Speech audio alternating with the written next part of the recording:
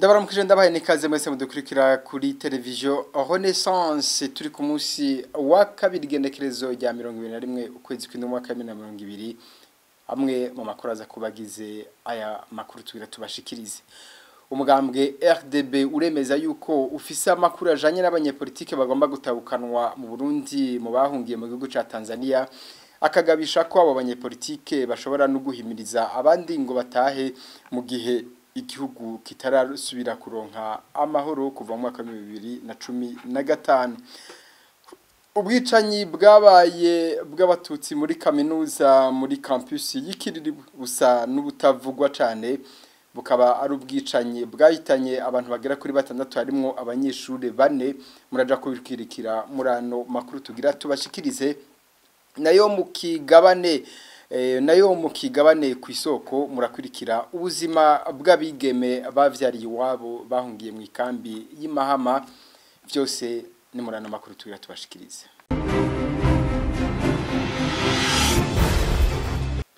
Ndasubiye kubaramutsa ndabahani ikaze niba bumwe mu bwicanyi bwabaye mu Burundi butavuzwe cyane haraheze imyaka 25 ubwo nabwo bwabereye mu bigo vya kaminuza y'Ikiriri. Ubwo bwicanyi bwabaye mu ijoro ryo kuwa 20 rishirwa 21 mu Kakaro mwaka w'igihumbi kimwe amajana 1995 bugizwe n'umuhari CNDD warukivuka.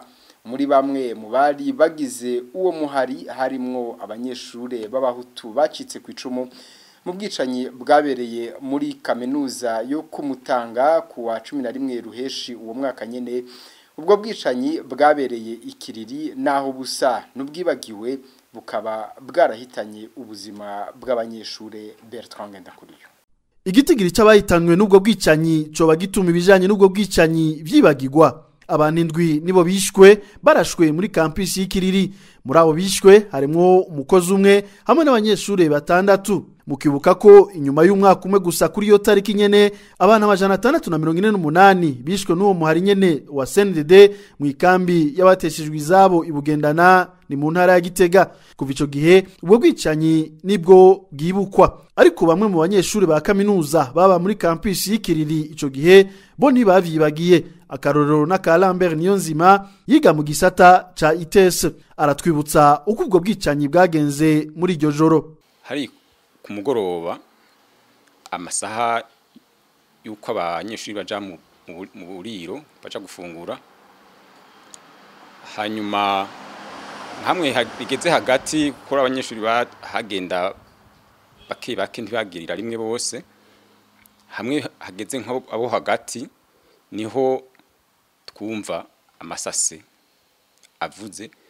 Abo ba asaya niko twabita kera bazananye mu misozi yahanamiye campus Kiriri binjirana ahari uburiro restaurant baca barabahwikira ira abanyeshuri bari ko arafungura bararasa. Hanyuma campus Kiriri yari icunzwe n'abajandarume batashikana 10 barashoboye kwigwanako baratabara yamara abanyeshuri nabo bariruka barashwiragira bamwe barapfa hapfumwe 6. Hanyuma amasase yaravuze umwanya muremure kuko nko mu gihe cyo saa 5 havuye haza blende ivuye mu kirimba hajya Ikiriri niyo yaje kubatururuza abo basaya maze arahunga. Hanyuma harapfuye n'umukozi akora mu gikoni. Bukeye harabonetse ibiziga by'abasaya bafiriye mu misozi bagiye kurorera kuraba aho baciye basanga ibiziga by'abasaya bapfuye. Abo bateye Ikiriri bari iroberiyo abagwanyi baratanga kuvuka ahanini kenshi bagwanira mu Kamenge.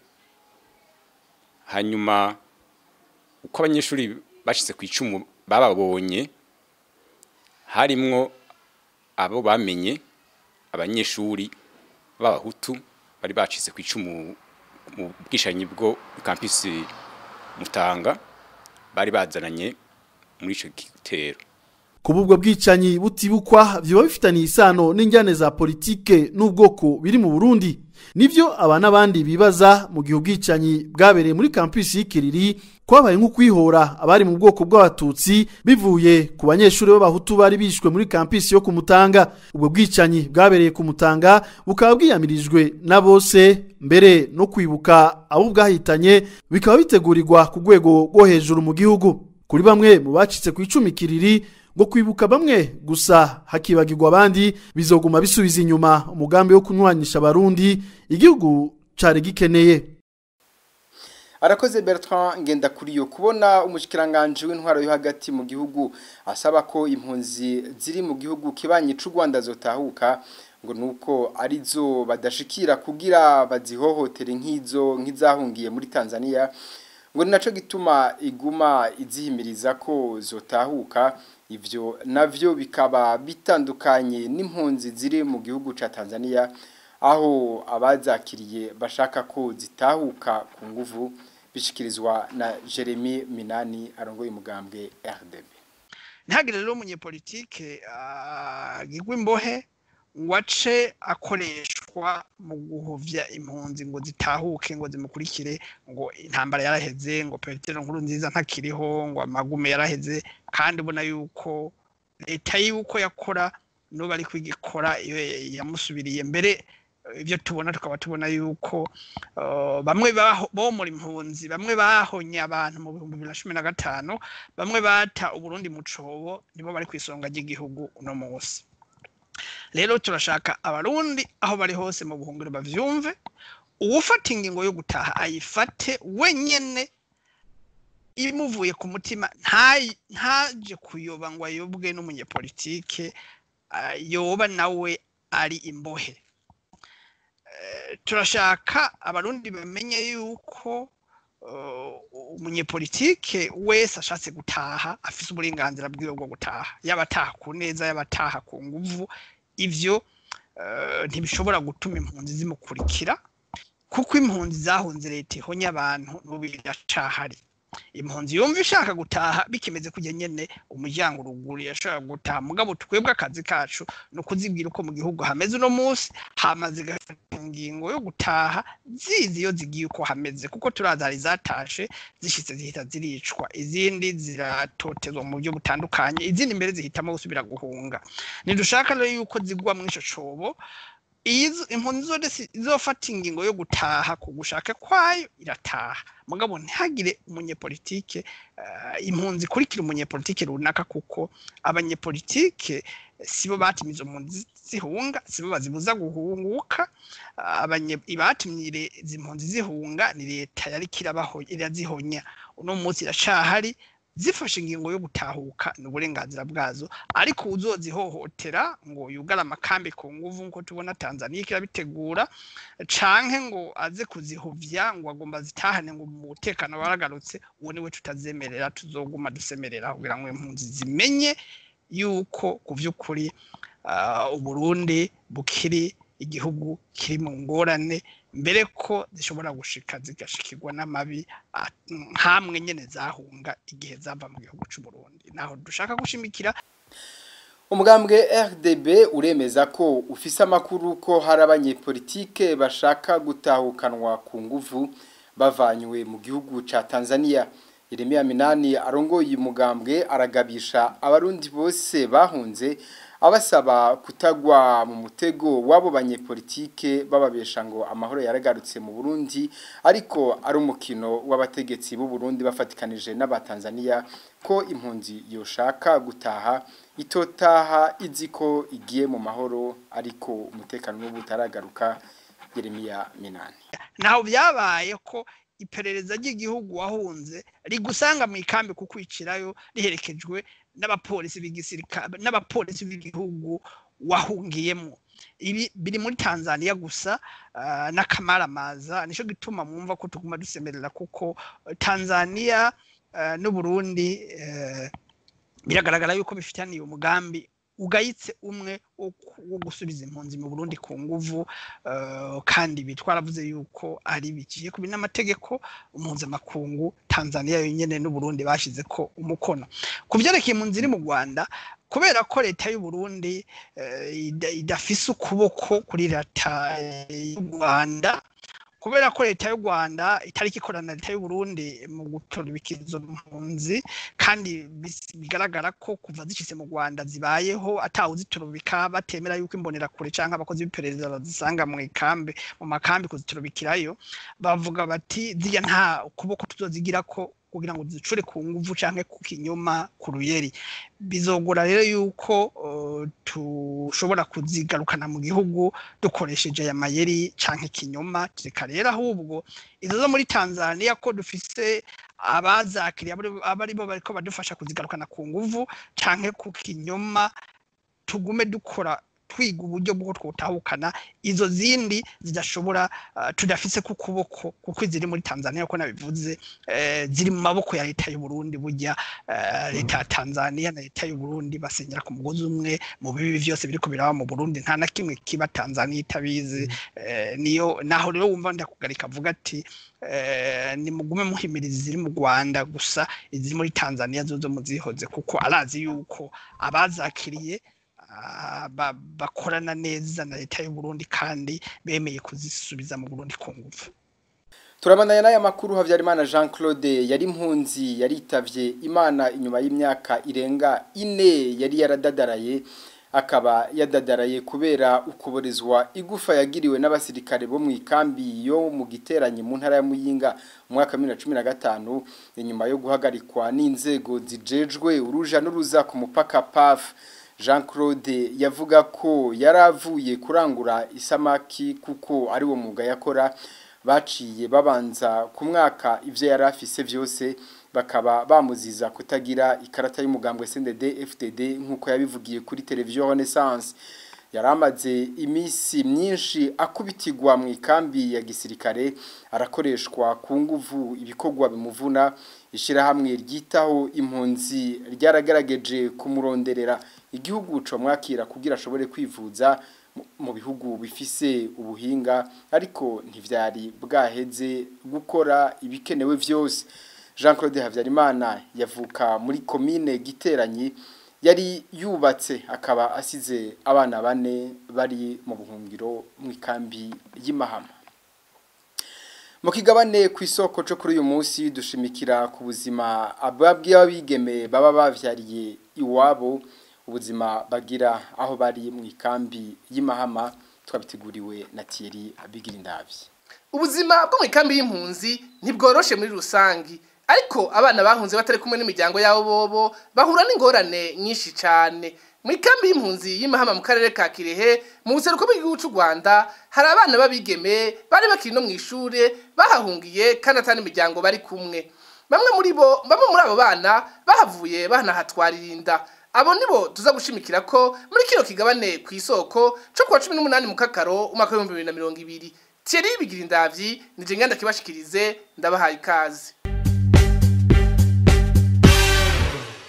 Ugutwara inda batifuza byaratumye bamwe mu bigeme bahungiye mu ikambi y'impunzi y'Imahama babanza guhagarika amashure. Niyo saba Aline yari yahagaritse ageze mu mwaka w'9. Naciye ntwarinda kandi nta mubyeyi n'umwe twari twazananye. Cyo biba ngombwa ko mpagarika. Twarinda wamaze kekinga niki udasubiye ku ishuri. Namaze imyaka 2 umugabo umwaka umwe narawize mfisinda. Maze kuvyara none ntasubiye. Umaze kuvyara ubuzima ntibwakoroheye. Wapi nibwanyoroheye. Kugira usubire wahapfuye mu musura ku ishuri. Narasubiye naciye menyana na mama Jackie caratubwira ko hari ubwa mbere yatubwira ko hari umuzungu ngo ashaka ko tubonana. Turagenda catubonana ni Nyakarambi catusangana mu mama yitwa Juliette aba mu Bubirigi caradufasha turasubira ku mashuri. Yafashije iki? Yaraduhaye impuzu z'abana araduha n'amafaranga atubwira yuko tworaba icyo tuza turakora kugira tuze turaronka icyo tuzoza turasigira abana tugiye ku ishuri tunasigira n'umuturabira abana.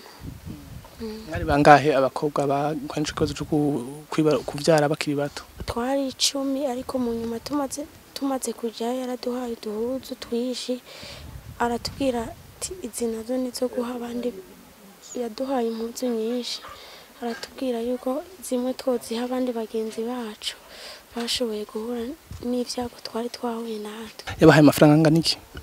Duhaye 150. Twese turi 10 kubera twakorera muri groupe. Naho abo bigeme bari baronse imitahe bagasubira mu ishure, ikiza ca coronavirus casize kibahombeje. Twaradandaje impeke, turadandaza ibitumbura, tumaze gusubira ku ishure twaca tuza turakora samedi dimanche honyene, ariko amahera atindara arahera kubera bivanye n'ukuntu twasiga amata y'umwana kandi ataco turiko turinjiza. Amafaranga arahera kandi n'abavyeyi badusigaranira umwana. Hari igihe batubwira ati ngo nk'ubu nk'ejo nzojya gusenya nta mwana nzosigarana, ariko kubera haba hari nka kwizi ugaca uvuga ati rero kugira umunsigaranire nze gukora iyo kwizi ndaza kukugurira amakara. Aya makara rero umuntu akayagura kubera twariko dukura muri ya mahera twari dufise tutagikora, ntibyashobotse rero twoguma dukora. Ubwo mwarasuye ku ishuri? Twarasuye ku ishuri. Ugitaba ikigita ca Covid mwari amashuri yakije hehe? Je nari umufina uyu mwaka.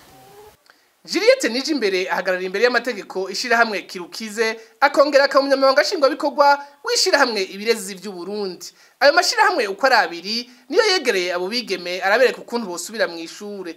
Twaramubajije igituma batoye mu zindi mpunzi zisanzwe zifite ibibazo bitari bike abo bigeme.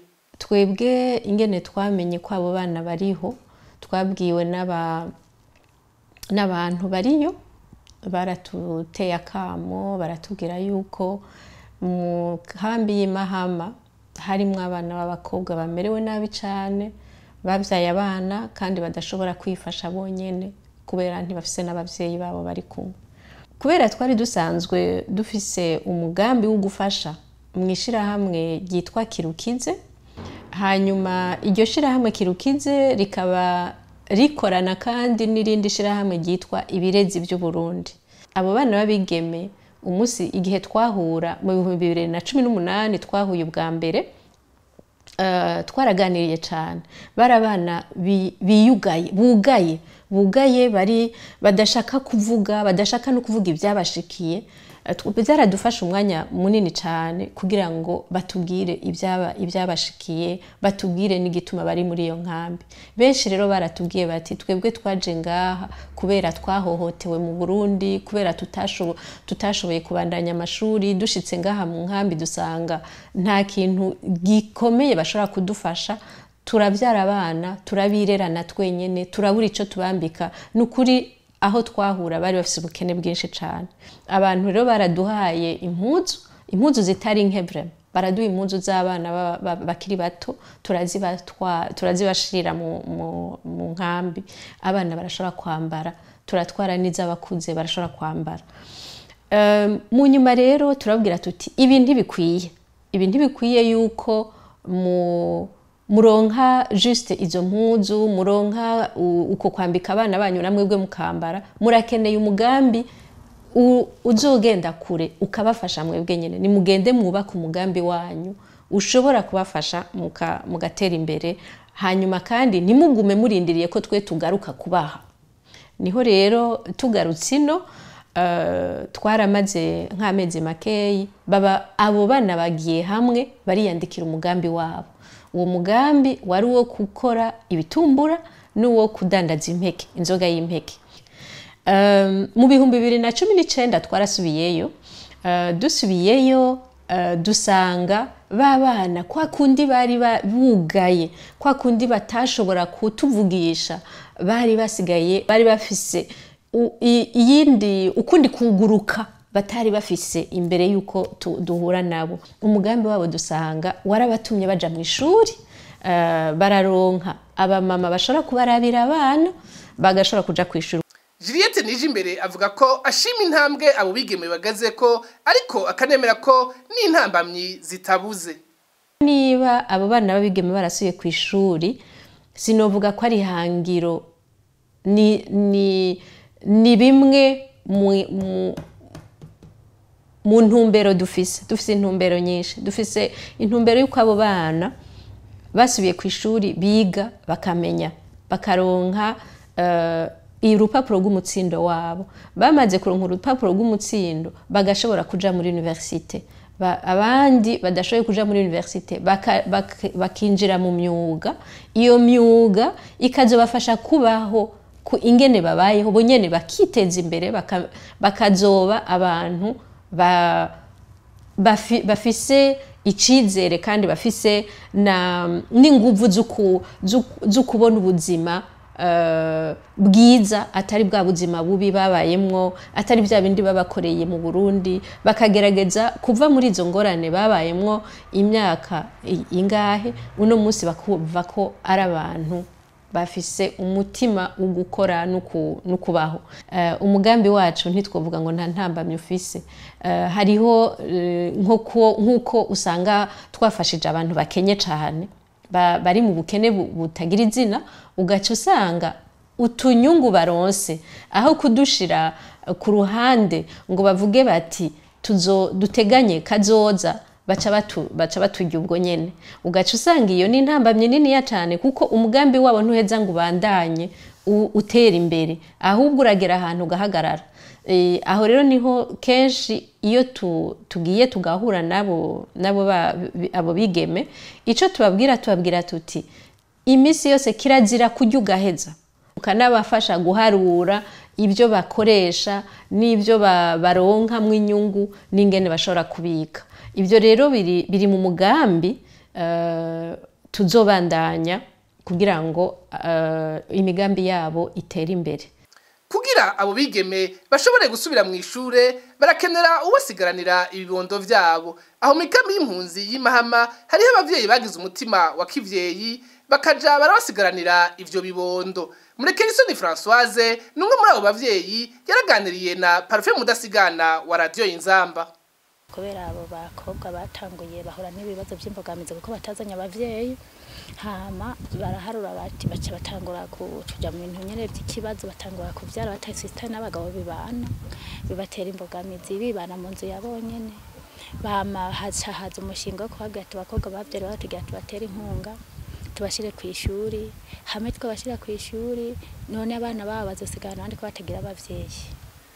Ica bituma turaba twebwe tuba twicaye mu rugo tavuga duti nimureke kuja ku ishuri kuko ku ishuri ni kazaza k'umuntu, ni muje ni mubampe ndabasigarana kuko nama ndi mu rugo kuko ndi hafi kuko ndakuze umwanya wo gukurera abo bana ndabushoboye kuko nanje navyaye ndabizi.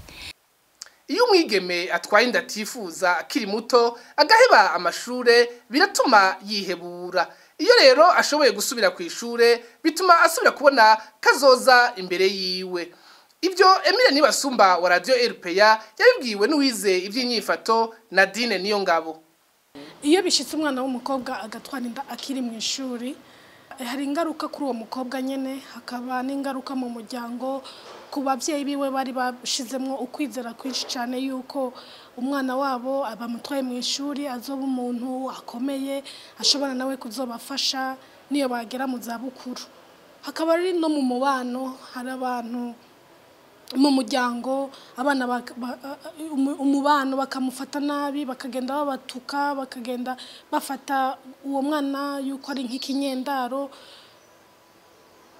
byose bikamukora ko ku mutima, akihebura, akiyanka, akabona yuko yamenje, hama ugasanga hari n'abatora no kwiyahura, ugasanga bariyahuye kubera iyo miryango, ibyo bintu byose yumva inyuma yiwe, ibyo bintu byose ariko arabona ingene bamufata bidashobora yuko ashobora kubyihanganira. Mbega aho iyo bishitse akaronka ukuntu asubira mu ishuri biratuma igikomere yagize gikira. Igikomere ciwe yagize kirakira cyane kuko ababonye yuko ubuzima bugiye guhinduka za ndoto ziwe ko agiye kuzishitsa umwana ashaka kuvuga ati je nzo umuganga yarashaka kuzoba umuganga yarashaka kuzoba umwubatsi ibyo byose akabona ko agiye kubishika ko kubera agiye kubandanya amashuri mu mico y'abarundi iyo umwigeme atwaye inda ntarabwo yiza haba mu muryango canke mu kibano iyo aciye ava mu ishuri hoho nawe nyene ariyanka abigeme bahungiye mu ikambi y'impunzi ya Mahama vyashikiye basubiye kwizera ko bashobora kuronka kazoza inyuma y'ahishira hamwe ry'abakenyezi ibezi by'u Burundi n'irindi ryitwa Kira Ukize ribafatiye mu mugongo rikabasubiza mu ishure. Nino kuri iki kigabane ku isoko turangirije kamakuru twateguye kubashikiriza amakoze mwese bafasha umwanya kudukurikira naho kurinda isango mugira amahoro.